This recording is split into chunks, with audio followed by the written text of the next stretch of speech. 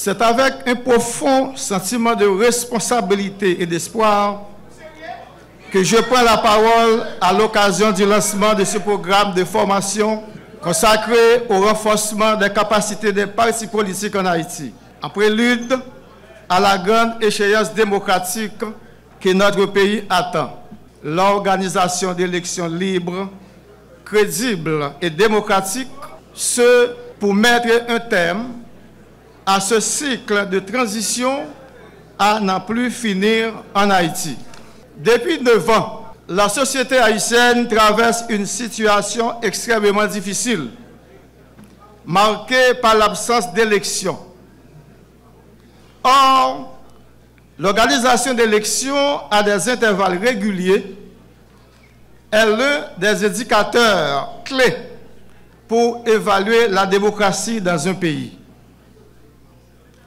Pour que les tenants du pouvoir soient légitimes, ils doivent être obligatoirement issus des élections.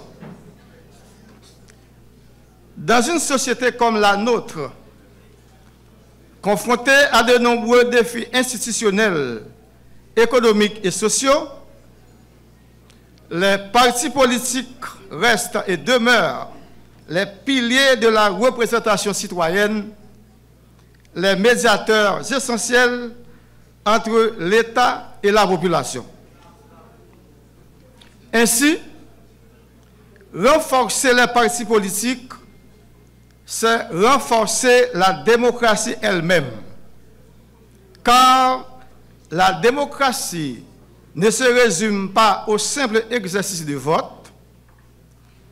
Elle est avant tout un processus d'apprentissage collectif fondé sur la participation, la tolérance et la responsabilité.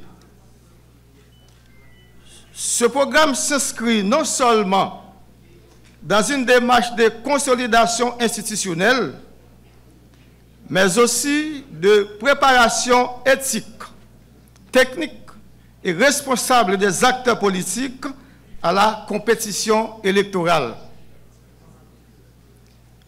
Au sein du Conseil présidentiel de transition, notre mission est claire: créer les conditions politiques et institutionnelles propices à la tenue d'élections honnêtes, transparentes et pacifiques.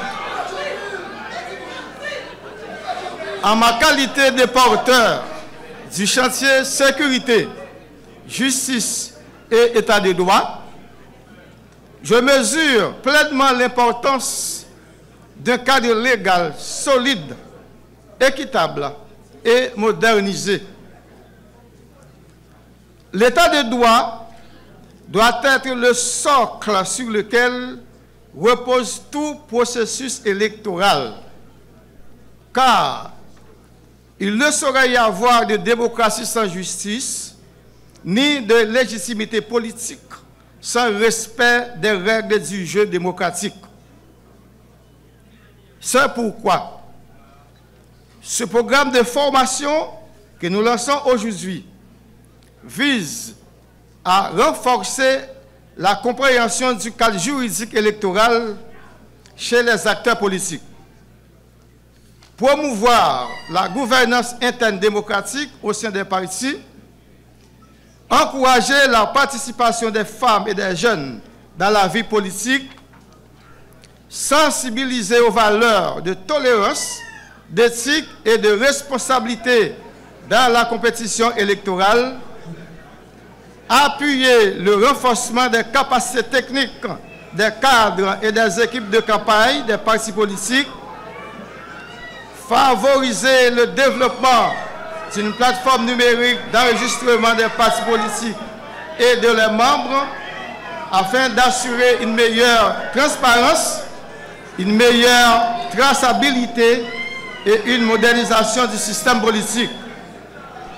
Mettre en œuvre un projet d'éducation civique à l'intention des jeunes pour les préparer à devenir les acteurs et les garants de la démocratie de demain.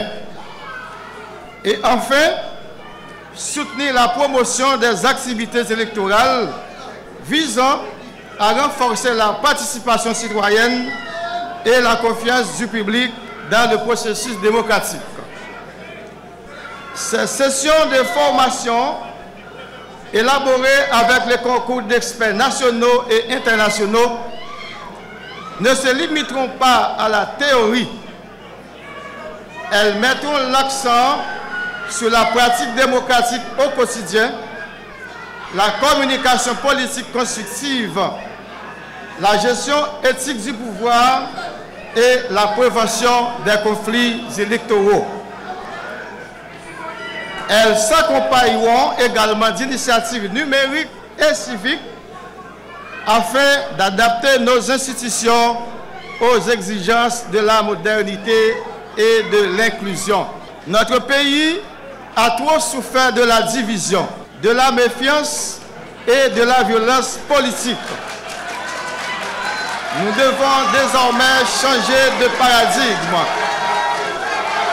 Les élections à venir doivent être une célébration du pluralisme, non un affrontement des secteurs. Je lance donc un appel solennel à tous les acteurs politiques que le dialogue triomphe sur la confrontation. Mesdames, Messieurs, chers compatriotes, ce moment que nous vivons aujourd'hui n'est pas simplement administratif ou protocolaire. Il marque le début d'un nouvel engagement national pour la refondation de notre démocratie. La République a besoin de femmes et d'hommes formés, lucides, intègres et engagés. Elle a besoin des partis politiques responsables qui soient non seulement des instruments électoraux, mais aussi des écoles de civisme, de patriotisme et d'innovation démocratique. Le Conseil présidentiel de transition, sous la direction collective et responsable de ses membres, demeure résolu à accompagner ce processus jusqu'à la fin de son mandat prévu pour le 7 février 2026. La nouvelle structure qui sera mise en place par les acteurs politiques haïtiens, de concert avec la communauté internationale, en compagnie du Conseil électoral provisoire, continuera la transition en vertu du principe de continuité du service public de l'État, jusqu'à la mise en place des institutions démocratiques issues de la volonté souveraine du peuple haïtien.